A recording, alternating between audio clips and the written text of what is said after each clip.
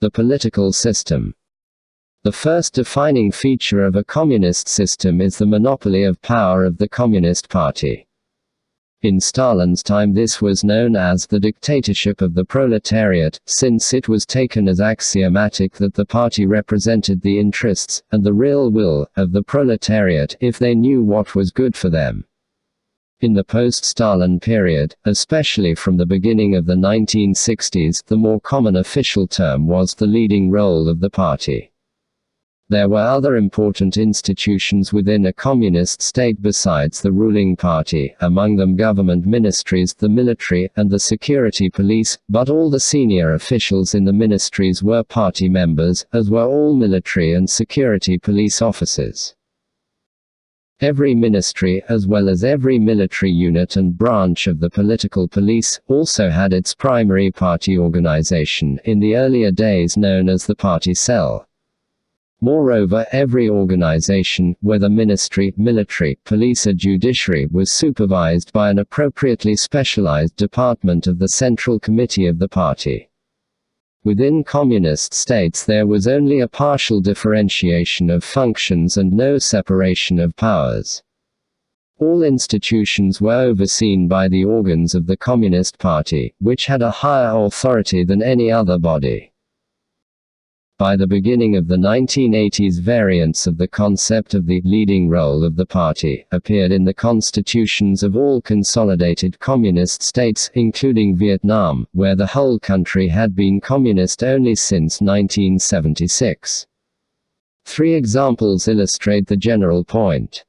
The relevant passage, Article 6, of the 1977 Soviet Constitution began, "The leading and guiding force of Soviet society and the nucleus of its political system, of all state organizations and public organizations, is the Communist Party of the Soviet Union." The last sentence of the preamble to the 1979 Constitution of the Mongolian People's Republic read, "In the M.P.R, the guiding and directing force of society and of the state is the Mongolian People's Revolutionary Party, which is guided in its activities by the all-conquering theory of Marxism-Leninism." In the case of Vietnam, Article 4 of the 1980 Constitution declared, "The Communist Party of Vietnam, the vanguard and general staff of the Vietnamese working class armed with Marxism-Leninism, is the only force leading the state and society, and the main factor determining all successes of the Vietnamese Revolution." The monopoly of power of the Communist Party long preceded its mention in most of the constitutions. Indeed, this was what the dictatorship of the proletariat meant in practice, since it was the party which dictated policy in the name of the proletariat. In communist states the politics of power always trumped law. Courts and judges were not independent, and in periods before the constitutions mentioned the party's leading role, the ruling parties in communist countries were in no way inhibited from dominating the other institutions of the state. It could even, therefore, be regarded as a sign of modest progress when from the 1970s the constitutions were brought somewhat closer to existing political reality. The second defining feature of a communist system was a concept which has already cropped up in this book, democratic centralism, a term adopted by Lenin and invoked throughout the entire communist era. In theory it meant that there could be discussion of issues, the democratic component, until a decision had been reached, but thereafter the decision of higher party organs was binding and had to be implemented in a strictly disciplined manner throughout the party and society. Communist ideologists like to compare democratic centralism, good, with bureaucratic centralism, bad. The latter denoted party officials acting in a high-handed manner, not taking into account the views of party members, including party committees at various levels, even in the early stages of policy making. In political reality, democratic centralism was bureaucratic centralism. It became the code name for a rigidly hierarchical, severely disciplined party in which rights of discussion and debate were rigorously circumscribed. Though in principle many different interpretations of democratic centralism could be offered, in practice in communist systems the slogan was appropriated, at times of intra-party struggle, by those who wished to maintain strictly hierarchical, disciplined relations within the ruling party, to restrict free debate, and to prevent horizontal, as distinct from vertical, links between party organizations. It became both the name for a defining feature of communist systems and the euphemism for one of the pillars on which such systems rested. A combination of the Communist Party's leading role and its highly centralized character meant that a vast amount of power was concentrated in the highest party organs, the Central Committee with its powerful secretariat and departments. Even more power lay with its inner body, the Politburo, political bureau, and in the hands of the individual who stood at the apex of the system, the General Secretary. The relationship between the individual top leader and the Politburo varied greatly over time and from one country to another. In other words, while oligarchical rule has been the norm in a majority of communist countries at most times, the power of the top leader in a number of instances has been such that the system became essentially autocratic, a personal dictatorship rather than collective rule by an oligarchy. The elevation of the party leader over his colleagues reached extreme heights under Stalin during the second and third of his 3 decades in power in the Soviet Union, under Mao Zedong in China, and under Kim Il-sung and then his son Kim Jong-il in North Korea. The pronouncements of Stalin, from at least the mid-1930s until his death in 1953, were accorded a status which put them on a par with those of Marx and Lenin. In China, Mao Zedong thought, understood as the definitive adaptation of Marxism to Chinese conditions, was raised on a pedestal higher than Leninism. Even after some modification of the cult of personality of Mao soon after his death, the 1978 Constitution of the People's Republic of China put Mao's thought on a level comparable to that of Marx and Lenin. Article 2 of that constitution stated, "The guiding ideology of the People's Republic of China is Marxism-Leninism." Mao Zedong thought.